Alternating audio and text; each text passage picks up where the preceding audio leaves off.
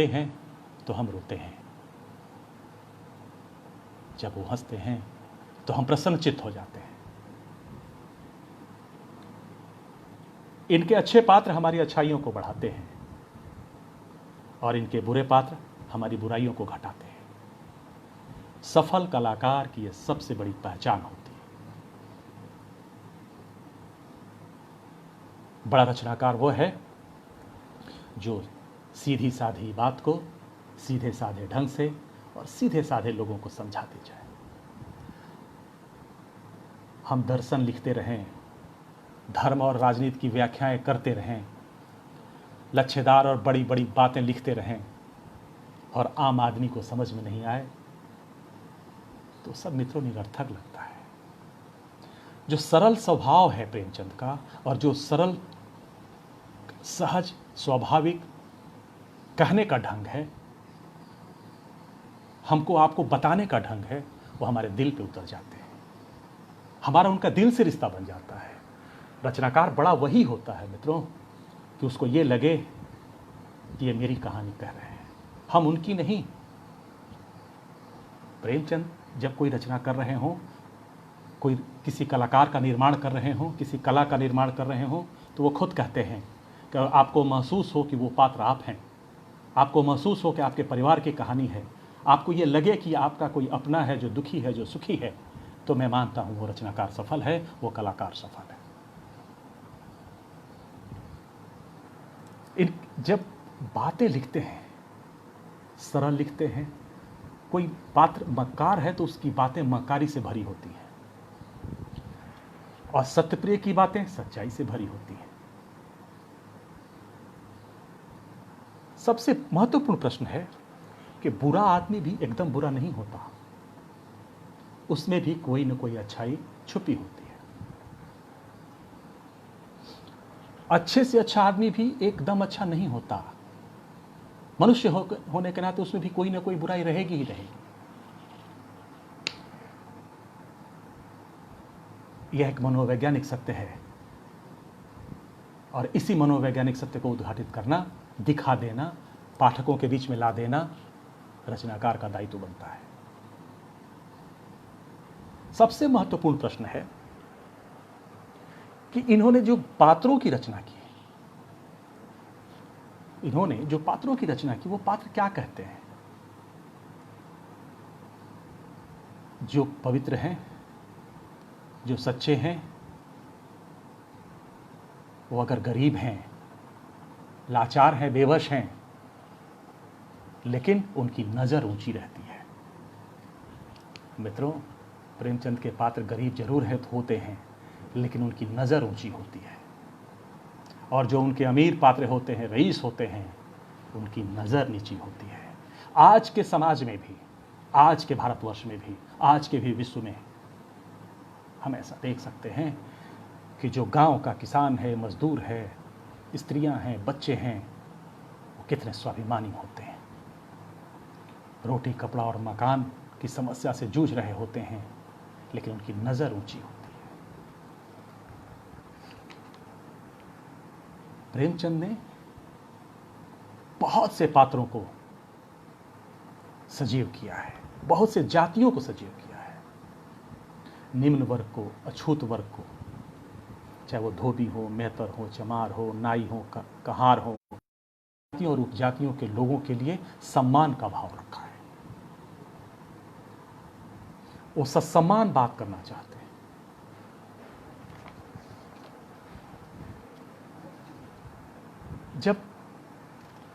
जब प्रेमचंद अपनी कहानियों में आते हैं, जब अपनी कहानियों की बात करते हैं,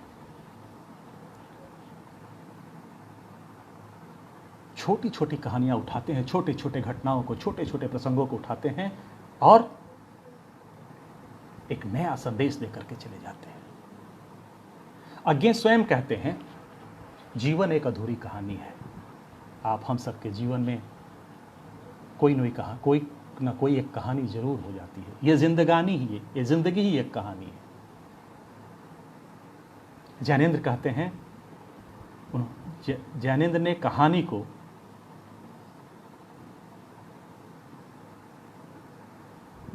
प्रेमचंद ने अपनी कहानियों में जितने भी बातों को रखा है, जैनेंद्र ने उसको भूख की संज्ञा दी है। कहानी को भूख की संज्ञा दी है और निरंतर समाधान पाने का प्रयत्न करती है। हमारे सवाल, हमारी शंकाएं, हमारी चिंताएं, और हम अपने जीवन में, अपने परिवार में समाधान ढूंढते हैं कि नहीं ढूंढते। हम उन समस्याओं से निकलने का, उस दुख और दर्द से उबरने की छटपटाहट हमें रहती है कि नहीं रहती। हम हमेशा यह प्रयास करते हैं। प्रेमचंद भी हमेशा अपनी कहानियों में एक नया प्रयास करते हैं।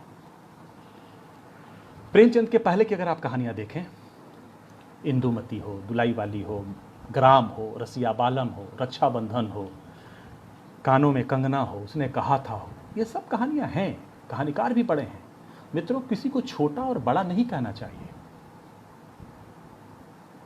सबकी अपनी विशेषता है, सबकी अपनी संवेदनाएं हैं, सबके अपने शिल्प हैं, विधान हैं। इन कहानियों ने, प्रेमचंद की पहले की कहानियों ने चमत्कार उत्पन्न किया, कौतूहल उत्पन्न किया, मनोरंजन किया, रोमांस किया, आकस्मिक प्रभाव दिखाया। लेकिन सौत और पंच परमेश्वर ने भारत की ग्रामीण जीवन को, गांव की जनता को, हमारे किसानी परिवेश को, हमारे गांव को हमारे सामने रख दिया। प्रेमचंद की कहानियां हमारे जीवन से संबंध रखने लगी। प्रेमचंद का साहित्य जीवन से जुड़ गया। वो सिर्फ मनोरंजन करने के लिए नहीं कहानी लिख रहे थे, वो हमें हंसाने के लिए, हंसने के लिए कहानी नहीं लिख रहे थे। प्रेमचंद की कहानियों में, प्रेमचंद के कथा साहित्य में जीवन का स्थान और साहित्य का स्थान जुड़ गया। उनके उपन्यासों में, उनकी कहानियों में ग्रामीण जीवन दिखने लगता है, शहरी जीवन दिखने लगता है। उनकी कहानियां जीवन व्यापी हैं, उनकी कहानियां जनव्यापी हैं और उनकी कहानियां देशव्यापी हैं। यानी हम कह सकते हैं उन्होंने जीवन व्यापी बनाया, जनव्यापी बनाया और देशव्यापी बनाया।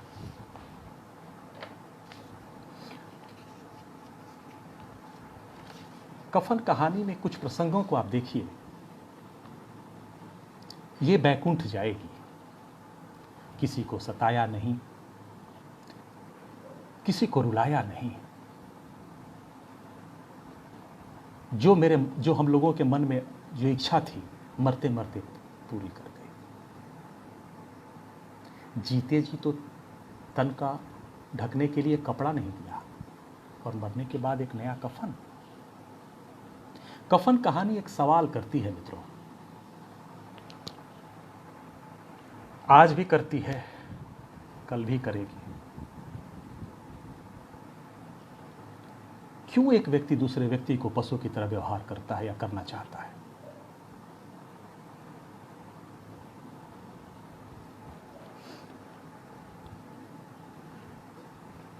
क्यों हम किसी व्यक्ति के किए हुए परिश्रम का मेहनताना नहीं देते?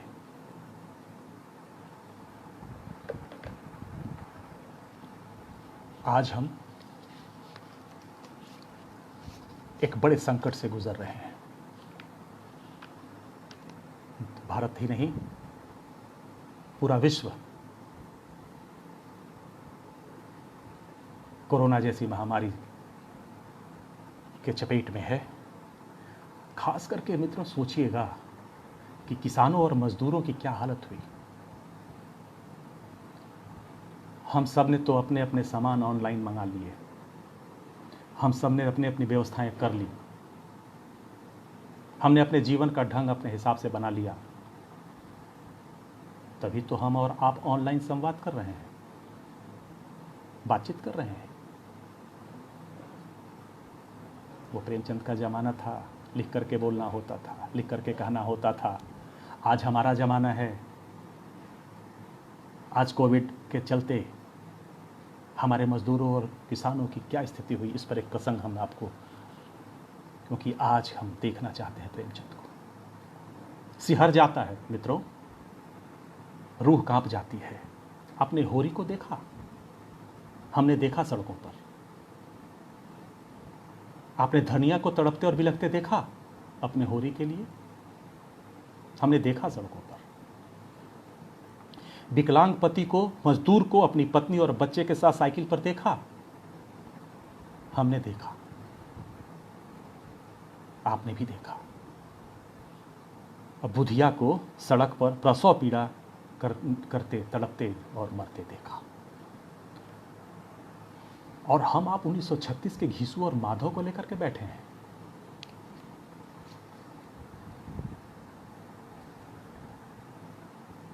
उनकी मजदूरी क्यों नहीं मिली मित्रों? उनका गुनाह क्या था? खाने और पीने के लिए बिलबिलाते रहे। उन्होंने जो मेहनत किया था उनका मेहनताना क्यों नहीं मिला? और जानते हैं, वो अपने गांव आना चाहते हैं। वो अपनों के बीच में आना चाहते हैं। वो शहर उनको काट रहा है, काटने लगा। अभी कुछ शहरों के बड़े बड़े लोगों के कारखाने बंद हो गए। उनको ये गुमान था कि वो उनको पालते हैं, लेकिन मेरा मानना है और प्रेमचंद का मानना है, और प्रेमचंद इसकी वकालत करते हैं कि ये मजदूर उनको पाल रहे थे और उनके जीवन स्तर को सुधार रहे थे और उनके जीवन को बड़ा कर रहे थे।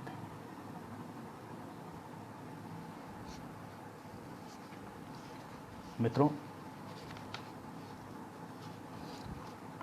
बहुत सारे सवाल और बहुत सारे जवाब आते हैं दिमाग में।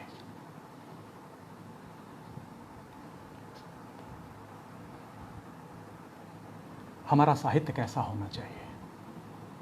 प्रेमचंद इस पर भी एक व्यंग करते हैं। वो तो 1936 में ही कहते हैं कि साहित्यकार का दर्जा इतना नीचे न गिराइए। हमारे कुछ विद्यार्थियों ने, हमारे कुछ मित्रों ने कहा था कि कुछ संपादकों ने, कुछ लेखकों ने प्रेमचंद की कहानियों को कूड़ा कहा है। आपसे एक सवाल है मेरा, एक संवाद करने के माध्यम से, इस संवाद के माध्यम से, भारतवर्ष में कौन ऐसा रचनाकार है जो उत्तर से दक्षिण तक और पूरब से पश्चिम तक पढ़ा जाता है?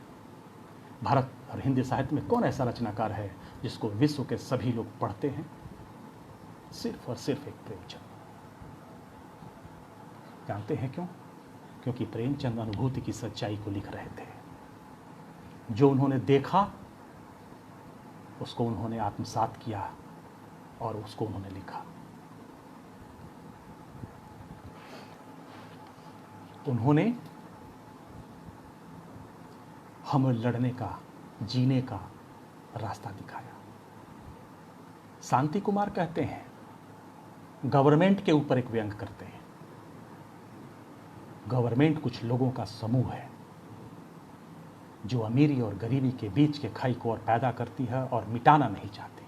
आप एक बात बताइए, अमीरी और गरीबी की खाई ही मिट जाए तो फिर हमारा तो अपने आप विकास हो जाएगा। हम तो अपने आप अपने रास्ते चल पड़ेंगे। प्रेमचंद को जोड़ते हुए रविन्द्रनाथ टैगोर की एक बात याद आती है मित्रों। अगर हमको पूरे भारत को देखना होगा तो हमें अपने समाज की स्त्रियों को ऊंचा स्थान देना होगा। प्रेमचंद इसके प्रति हमेशा संवेदनशील रहे। जो अछूत हैं, जो निम्न जाति के लोग हैं, जो अस्पृश्य जाति के लोग हैं, जिनको हम सभी लोग अपना नहीं मान पाते, उन्हें अपनाना होगा। गोरा में रविन्द्रनाथ टैगोर जी लिखते हैं, गुरुदेव लिखते हैं, जहाज का मस्तूल कितना भी ऊंचा कर लो या बड़ा हो जाए, ऊंचा हो जाए, अगर उसके तलवे में, उसके तलहटी में छेद हो जाएगी तो बड़े से बड़ा जहाज डूब जाएगा। समाज के नीचे तबके के लोगों के उत्थान किए हुए, समाज के गरीब असहाय लोगों के समाज में लाए बिना हम बड़े भारतवर्ष का निर्माण नहीं कर सकते, हम विशाल भारत का निर्माण नहीं कर सकते। हमें उन्हें अपने साथ जोड़ना होगा। समाज के निचले तबके के लोगों के पास, जिसके पास रोटी, कपड़ा और मकान नहीं है, जिसके पास पानी और बिजली जैसी मूलभूत समस्याएं हैं, उनके घरों में हमें रोशनी पहुंचानी होगी। उनके घरों में हमें अन्न और पानी की व्यवस्था करनी होगी। यह दायित्व हम सब सामाजिकों का है, यह हमारी सरकार का है, यह हमारे सामाजिकों का है। जैसे कोरोना के इस कहर में आज की तारीख में जिन लोगों ने भी, जिन समाज सेवी संगठनों ने भी, जिन चिकित्सकों ने भी, जिन हमारी बहन नर्सों ने, जिन समाज सेवी संगठनों ने, सरकारी एजेंसियों ने हमारे देश के गरीबों की, मजदूरों की, पीड़ितों की सेवा की है, हम उसको सत सत नमन करते हैं। और हम सब मिल करके इस विषम परिस्थिति में एक साथ खड़े होंगे। सच्चे अर्थों में प्रेमचंद के प्रति ये हमारी सच्ची संवाद की सार्थकता होगी। मैं एक बात और आपसे कहूँ मित्रों, बात है वह कौन जो होती नहीं उनके लिए, और वे नमूना आप बन जाते हैं औरों के लिए। जानते हैं क्यों प्रेमचंद दूसरों के लिए उदाहरण बनते हैं? क्योंकि उन्होंने भोगा हुआ सब लिखा। उन्होंने वो नकली हृदय के कारखाने वाली रचना नहीं करते, वो हृदय की बात करते हैं जो हृदय तक जाती है। एक प्रसंग और बच जाता है जिस पर हम चर्चा करना चाहते हैं। अछूतों का मंदिरों में प्रवेश सर्वप्रथम प्रेमचंद ने दिखाया है। 1930-31 के उपन्यास कर्मभूमि में जिन दलितों को, जिन लोगों को, अछूतों को मंदिरों में प्रवेश नहीं करने देते थे, वे लोग ही, समरकांत ऐसे लोग ही आगे आते हैं और उनका मंदिरों में प्रवेश दिखाते हैं। क्या मंदिर, मस्जिद और गुरुद्वारे किसी एक धर्म और जाति के लोगों के लिए हैं? हम सबको तो भगवान ने बराबर ही बनाया है, हम सब उनकी संतान हैं। तो फिर ये छोटा बड़ा का भाव हमने पाला ही क्यों है?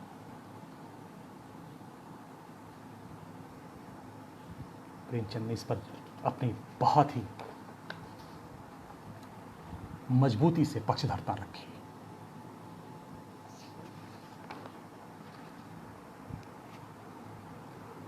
प्रेमचंद की भाषा कितनी सहज है। जैसे पात्र होते हैं वैसे उनकी भाषा होती है, पात्रानुकूल उनकी भाषा है।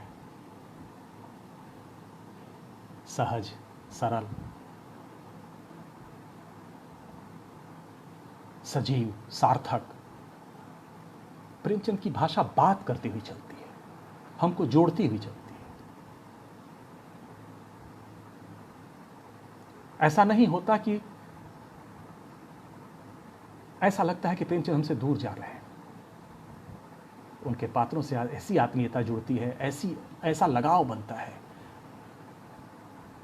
कि हम बह जाते हैं। हमारे अंदर एक रस के संचार की ताकत जो प्रेमचंद की भाषा शैली में है, वो स्वाभाविक रूप से जुड़ती चली जाती है। हम प्रेमचंद के हो जाते हैं, प्रेमचंद हमारे हो जाते हैं, इसलिए हमें अपने लगने लगते हैं। ऐसे बहुत सी कहानियाँ और उपन्यास हैं जो हमारे विद्यार्थी पढ़ते हैं, पानी पी पी कर पढ़ते हैं। समय 2-3 दिन, 5 दिन लगा करके एक उपन्यास खत्म करते हैं। लेकिन मेरा दावा है, प्रेमचंद ने जिस सहजता से अपनी कहानियों को, अपनी उपन्यासों को लिखा है, कहानियों और उपन्यासों से जिस तरह से वो जोड़ते हैं,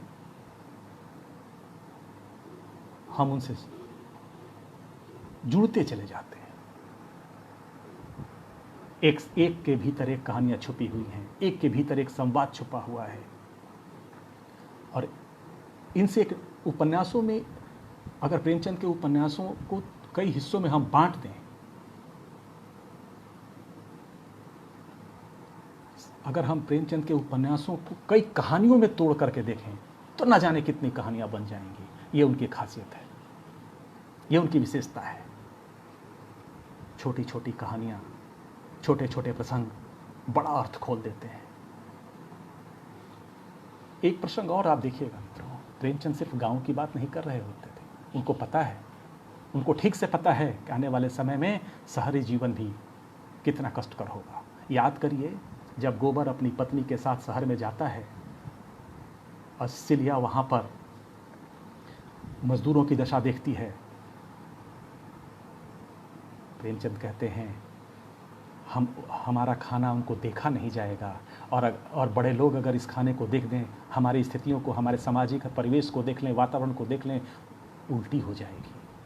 जिससे वो अपने जूते पूछते हैं, उससे भी गंदे उनके कपड़े दिखाई पड़ते हैं। सांस लेना मुश्किल है। सिलिया बार बार सोचती है, ये कौन सा शहरी जीवन है जहाँ शुद्ध हवा भी नहीं मिल रही होती है।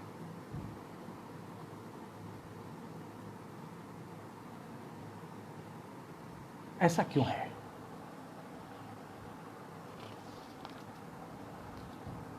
ऐसा क्यों है कि प्रेमचंद को पढ़ते और समझते वक्त हमको ऐसा लगता है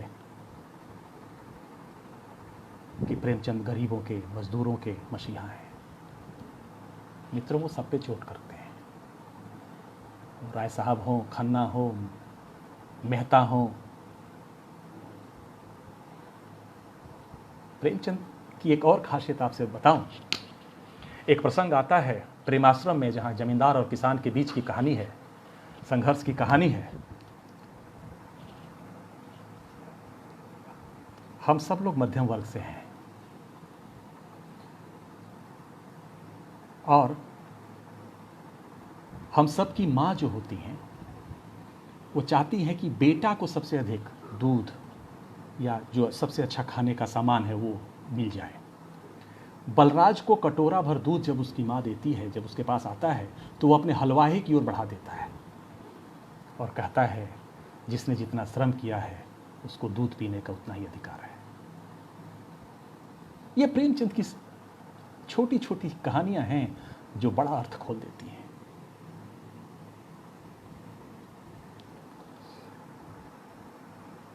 31 जुलाई उनकी जयंती है, 140वीं वर्षगांठ है। आज के भारत को कैसा प्रेमचंद देख रहे हैं? वो जहां भी हैं, जिस दुनिया में भी हैं, वो जरूर देख रहे हैं। हमारी अपनी मान्यता है। अच्छा, कभी आप सोचिएगा मित्रों कि घीसू और माधव को भी बैकुंठ के बारे में पता है। वो सीधे बैकुंठ जाएगी, यानी उनको पता है कि जो अच्छे कर्म करते हैं वो बैकुंठ जाते हैं। गीता का यह अटल वाक्य, जब छाता चहुदिशा किंचन, तब तब आता है नव बसंत, कर देता युग का परिवर्तन। कर्मणे बाधिकारस्ते मां फलेषु कदाचन। श्री कृष्ण की यह उक्ति हमें कर्म की प्रेरणा देती है।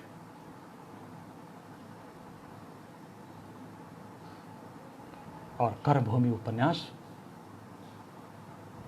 कर्म ही पूजा है की वकालत करता है। प्रेमचंद के पात्र कर्म के प्रति सजग है।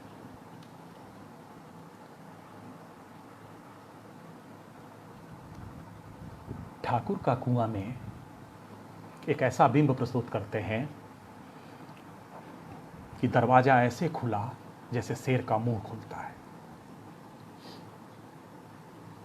क्या पानी पर भी, पीने के पानी पर भी इस तरह की पाबंदी आज नहीं है क्या?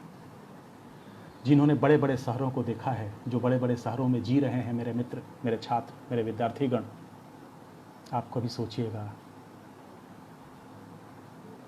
क्या आज सबको आरओ का वाटर है क्या? सबको शुद्ध पानी पीने के लिए है क्या? क्या करे गरीब और मजदूर? वही विषैले पानी को पी लें। मित्रों, आज तो हमारी मां गंगा, उनको साफ करने की आवश्यकता हो गई। ठाकुर के कुएं के पानी की बात तो छोड़िए, अब तो गंगा मां के पानी को भी साफ करने की आवश्यकता है। और सरकार कर रही है। जानते हैं क्यों? क्योंकि बड़े बड़े पूंजीपतियों ने, उद्योगपतियों ने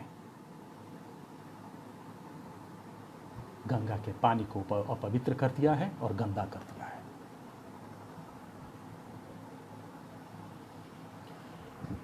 मैं एक प्रश्न आया था, मैं किसी संपादक का नाम नहीं लेना चाहता, मैं किसी बहुत बड़े आलोचक और किसी व्यक्ति के गुण और दोष की व्याख्या नहीं करना चाहता इस संवाद में, लेकिन इतना ज़रूर कहना चाहता हूँ कि शब्द चयन अच्छा होना चाहिए, किसी के साहित्य को कूड़ा नहीं कहना चाहिए। और ख़ास करके प्रेमचंद ऐसे महान कलाकार जो सोशल इंजीनियर कहे गए, इस उपन्यास सम्राट को, इस कलम के सिपाही को इस कदर मत बोलिए, सूर्य को दिया मत दिखाइए, क्योंकि हल्के से हवा के झोंके से दिए को बुझ जाना है, सूर्य को तो हमेशा चमकना है, उसकी रोशनी से ही हम रोशनी पाते हैं। अपने पॉकेट में किसी पत्रिका को लेकर के अपनी संपादकीय पर इतराइए मत, क्योंकि आपकी पत्र और पत्रिका और आपकी संपादकीय का मूल्यांकन पढ़ी लिखी जनता करती है। आपने कभी गांव के किसान को देखा है? आपने कभी गांव को देखा है? वातानुकूलित कमरे में चकाचौंध के बीच में बैठकर भारत की कृषि व्यवस्था पर मत रोइए। आपने कभी मेढ़ और पगडंडी देखी है? पानी के बीच में उतर करके रोपाई की जाती है। आपने कभी धान की रोपाई की है? आपने थ्रेसिंग सुना है कि गेहूं की थ्रेसिंग कैसे होती है, बालियां कहाँ कैसे कटती हैं, भूसा कैसे बनता है? आप अपने लेखन को भूसा बनाए रखिए, हम प्रेमचंद के दाने के साथ इतराने के लिए तैयार हैं। प्रेमचंद बेहतरीन थे, बेहतर कलाकार थे। वो सामान्य जनता को, सामान्य से सामान्य जनता को सत्ता संपन्न देखना चाहते थे। वो अमीर और गरीबी की खाई को मिटा देना चाहते थे। वो छोटे और बड़े का भेद मिटा देना चाहते थे।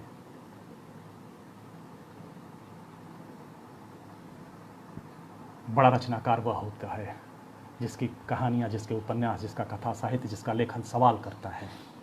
प्रेमचंद तो एक सवाल छोड़ कर गए, ठगनी क्यों नैना झमकावे, ठगनी क्यों नैना झमकावे। प्रेमचंद को नमन करते हुए और एक सीख लेते हुए कि हमारे आसपास अगर कोई रोता है तो उसको हंसाया जाए, हमारे आसपास अगर कोई भूखा है तो उसे खिलाया जाए। विवेकानंद जी ने कहा था, जब वो धर्म संसद में शिकागो जा रहे थे, न कोई ऊंची जाति का भारतीय है, न कोई नीची जाति का भारतीय है, न कोई छोटा है और न कोई बड़ा है। यह समग्र भारत सभी भारतीयों का है और हम मूल रूप से भारतीय हैं। आइए एक श्रेष्ठ भारत, एक स्वच्छ भारत और एक बड़े भारत, एक विशाल भारत को बनाने में अपना योगदान दें और उस रचनाकार को, कथाकार को, उपन्यास सम्राट को, कलम के सिपाही को बहुत बहुत नमन। आप सभी जो मेरे साथ जुड़े, मेरे साथ जिन्होंने संवाद में हिस्सा लिया, आप सभी को हृदय से, दिल से, अपने विद्यार्थियों को, अपने मित्रों को, अपने शोध छात्र छात्राओं को और सभी शोध छात्राओं को जो शोध कार्य से जुड़े हैं, मेरे सभी वो प्रिय विद्यार्थी हैं, क्योंकि शिक्षक के लिए कोई एक विद्यार्थी नहीं होता। आप सब मेरे हैं और मैं सब आपका हूँ। एक सवाल करते हुए मैं फिर अपनी बात को ही समाप्त करता हूँ। हजारों साल से यूं तो है आदमी का वजूद, आज आदमी की ज़रूरत है आदमी के लिए, आज आदमी की ज़रूरत है आदमी के लिए। बहुत बहुत धन्यवाद, आभार, प्रणाम।